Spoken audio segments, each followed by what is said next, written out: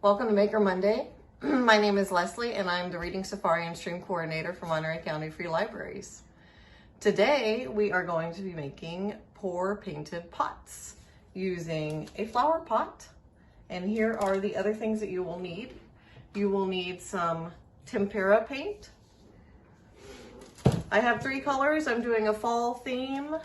You will need a little bit of water. You will need some mixing cups for your paint. I have 3 cups because I have 3 colors of paint. I have an empty cup, which I will use to prop up my pot. I have some sticks for mixing the paint.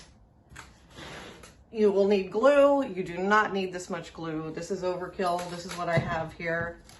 And also you will need some wax paper and a pan on which you are going to do the whole project. So grab your things, make sure that you put on something comfortable, that you're okay with getting dirty, and come back here and join me so that we can make a pot together.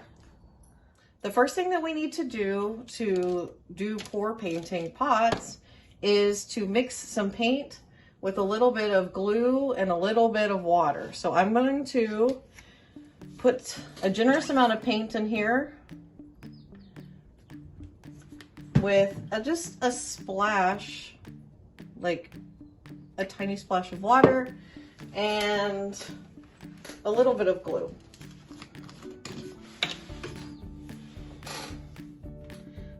What I'm doing here will make the paint more pourable and it'll keep it all separate from each other so that we'll have a cool marbling effect.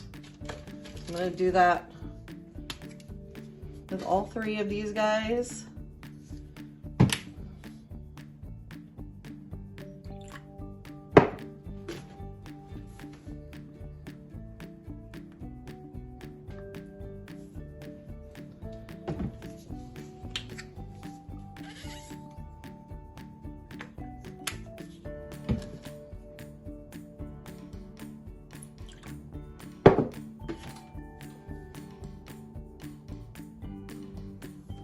All right, and now I'm going to mix. Just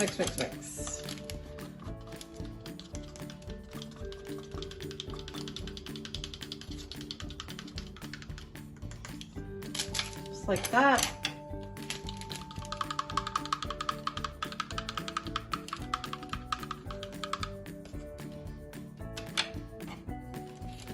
Whoops.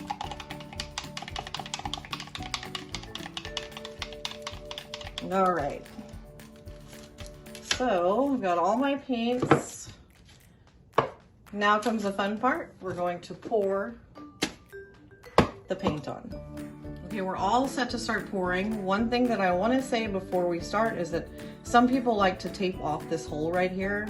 If you're not going to use it for actual plants, that might be a good idea. But since we're going to plan on using this for some plants in the future, then I'm going to leave it open so that whenever we water the plants, the water will come out like normal.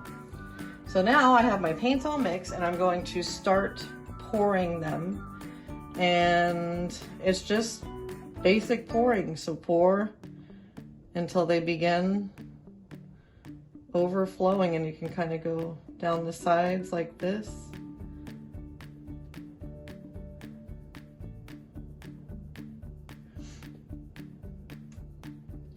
All right, I used a good amount of the red. I still have some left over, which will come in handy later. I'm going to add my orange.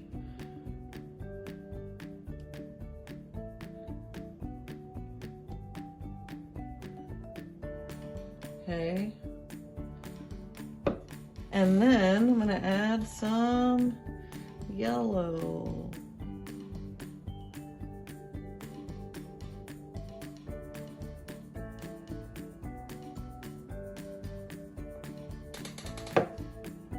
So add a little more there.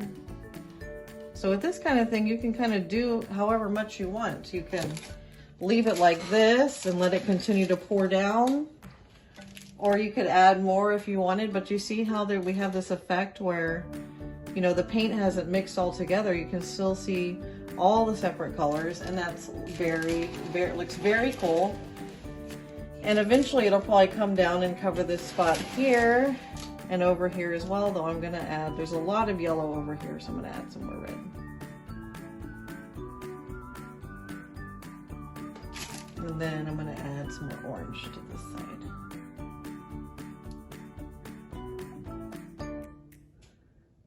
So that, my friends, that's how you pour paint. Now, after something like this, you are going to need to leave it to dry for 24 to 48 hours. Because of the amount of paint on it, it takes a while to dry. So leave it somewhere safe and then come back and check on it in a day or two, and you should have a really awesome looking pot.